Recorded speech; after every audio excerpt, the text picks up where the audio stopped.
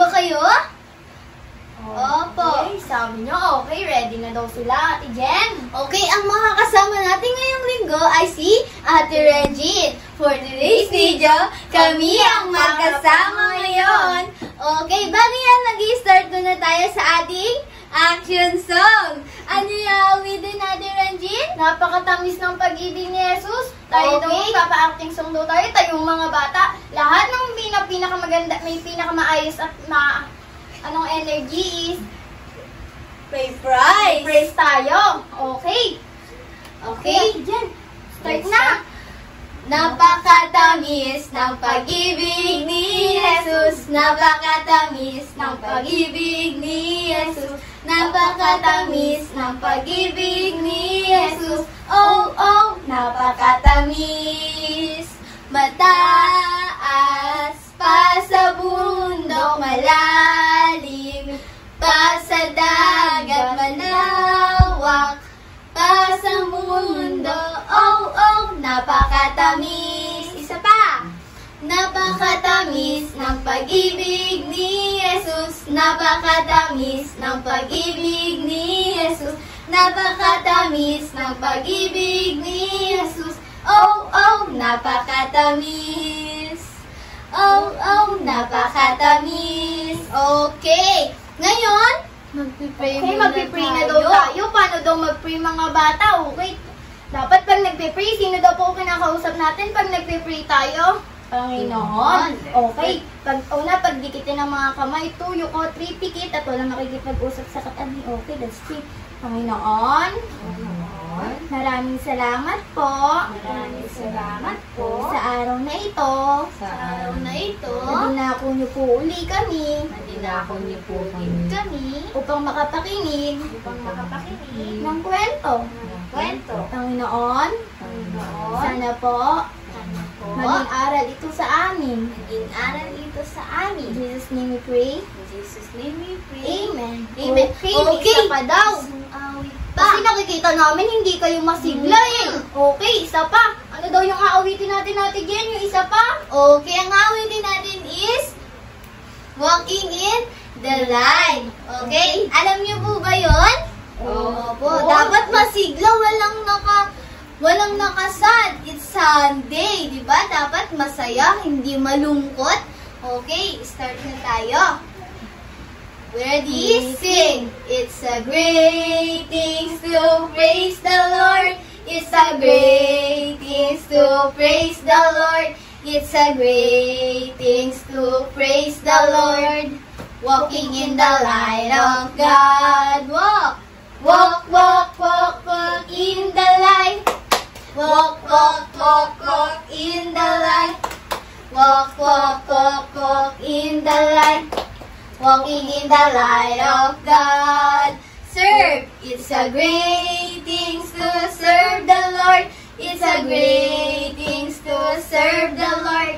It's a great thing to serve the Lord. Walking in the light of God. Walk, harap. Walk, walk, walk, walk in the light. Walk, walk, walk, walk in the light. Walk, walk, walk, walk in the light. Walking in the light of God. Love. It's a great thing to love the Lord. It's a great thing to love the Lord. It's a great thing to love the Lord.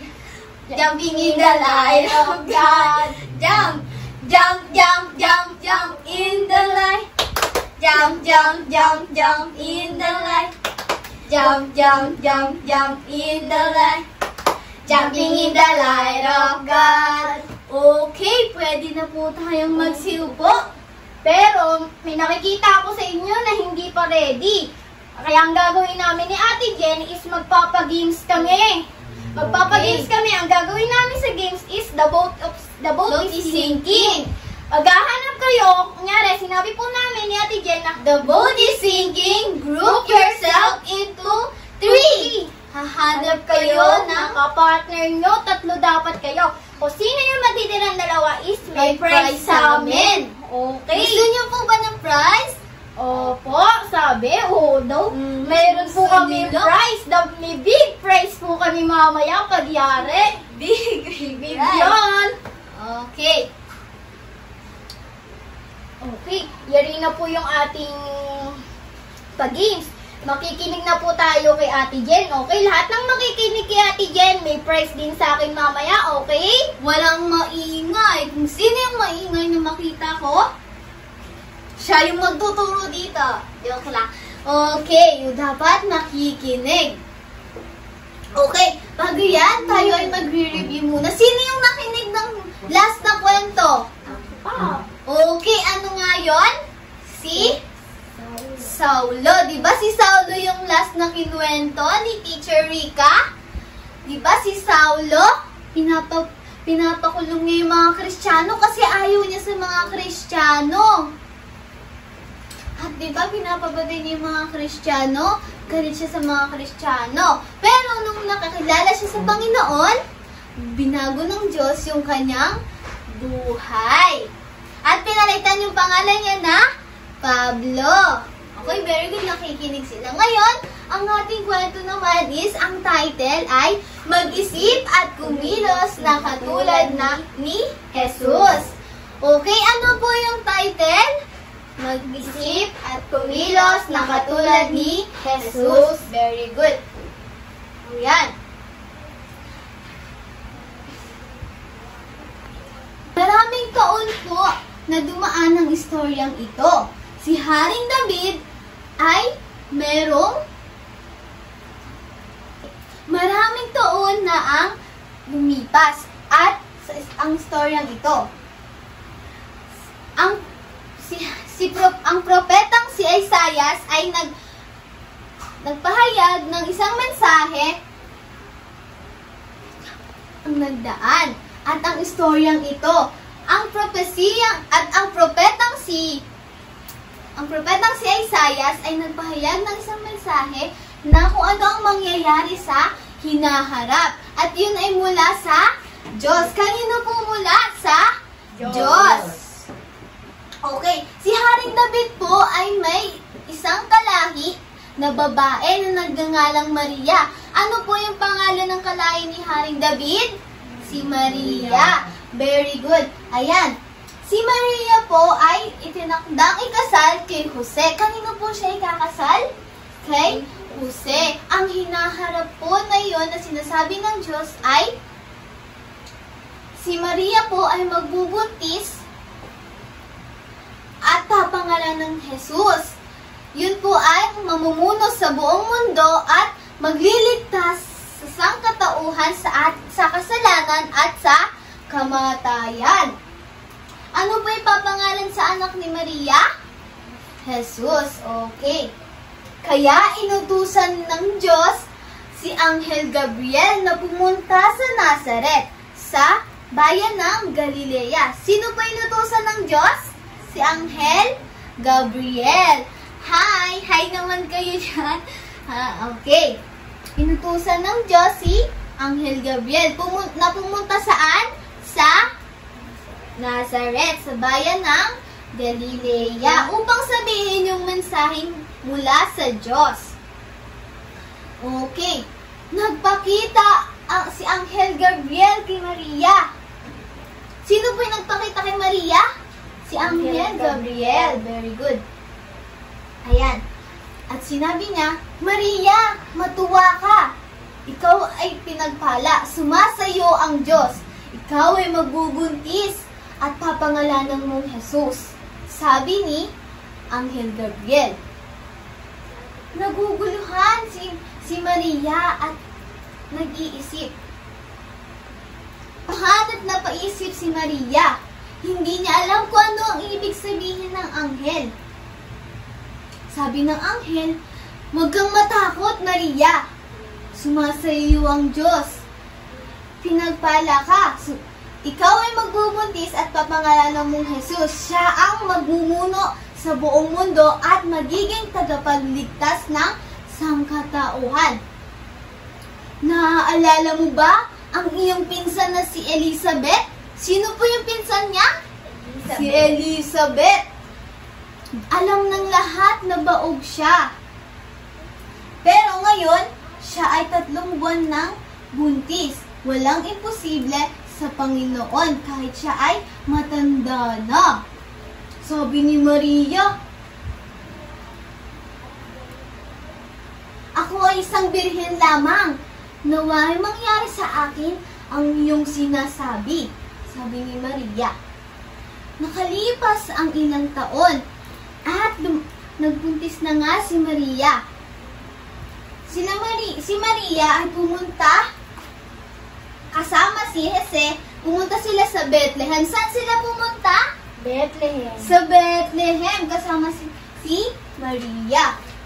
Habang sila ay naglalakbay papunta sa Bethlehem, ay malapit ng mga anak si Maria. Ngunit wala silang makitang bahay panuluyan.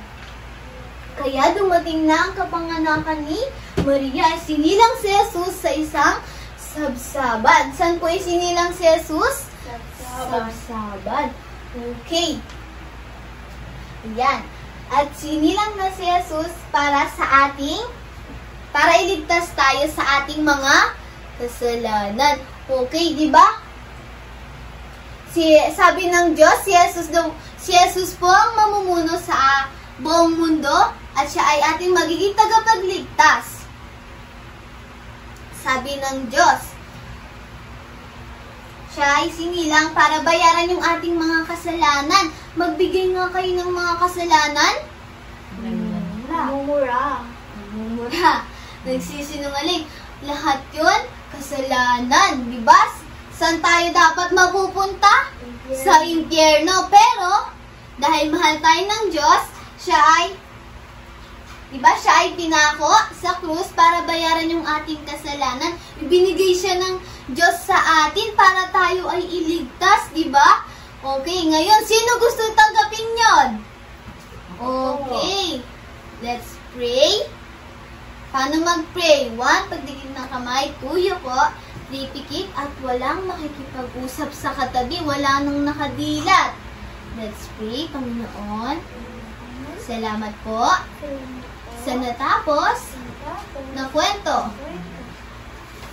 Nawa po ay marami po kaming natutunan.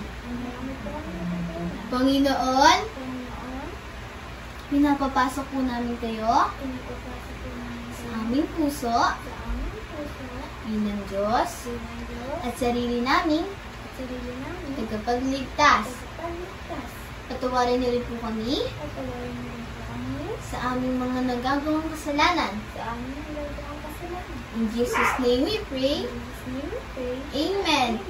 Okay. Ngayon, tayo ay magsisimula na sa ating memory verse. Tuturo namin yung memory verse. Okay? Pakibasa nga. Ang memory verse po natin is John 1:14. The world was made flesh, and the dwelt among us, and we beheld His glory, the glory of the only begotten of the Father, full of grace and truth. Okay. Basahin muna ulit natin para matutunan nila. Okay, ready? Begin. Memory verse. John 1:14. And the Word was made flesh, and dwelt among us, and we beheld His glory, the glory as of the only begotten of the Father, full of grace and truth. Okay, ngayon tuturo namin yung action song. Ganito yan. John 1:14. And the Word was made flesh, and dwelt among us. We beheld His glory, the glory as of the only begotten of the Father, full of grace and truth. Ibig sabihin po ng ating memory verse ngayon is, di ba ginawa po ng Diyos yung mundo? Lahat ay makasalanan. Pero dahil binigay niya yung kanyang bugtong na anak, tayo ay naligtas sa ating kasalanan. Di ba mapupunta dapat tayo sa impyerno? Pero dahil sa Panginoon, tayo ay naligtas. Okay, ngayon, papakita namin sa inyo ang ating action. Gagawa natin ng action para masigla. Okay, ang action na ito is John 1:14. And the Word was made flesh, and dwelt among us, and we beheld His glory, the glory as the only begotten of the Father, full of grace and truth. Okay? Yun lamang po. Bye, guys! Diyan po nagtatapos ang ating kwento na pinamagatang Mag-isip at kumilos na katulad ni Jesus. Muli, ako po si Teacher Jen. At ako naman po si Teacher Renjin. Hanggang sa muli! Bye!